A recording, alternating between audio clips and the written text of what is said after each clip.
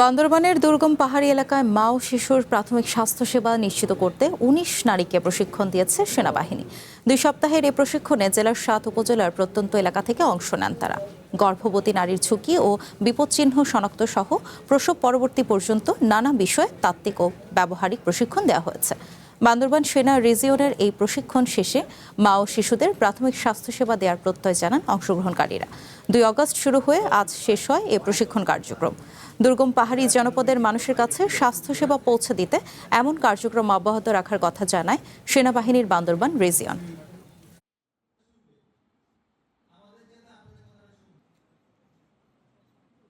২ তারিখ থেকে আজ পর্যন্ত আমাদের প্রশিক্ষণ দেওয়া হয়েছে।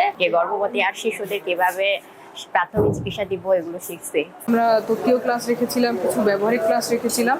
তো আমরা চেষ্টা করেছি তত্ত্বীয় ক্লাসের সাথে সাথেই ব্যবহারিকটা। স্বাস্থ্য এবং চিকিৎসা মানুষের একটা মৌলিক চাহিদা, এটা এখন আমরা প্রত্যন্ত অঞ্চলে এখন দিতে পারি না। তাদেরকে যদি আমরা বেসিক ট্রেনিং দিতে পারি তাহলে কিন্তু অনেক ধরনের দুর্ঘটনা থেকে আমরা রক্ষা পাবো।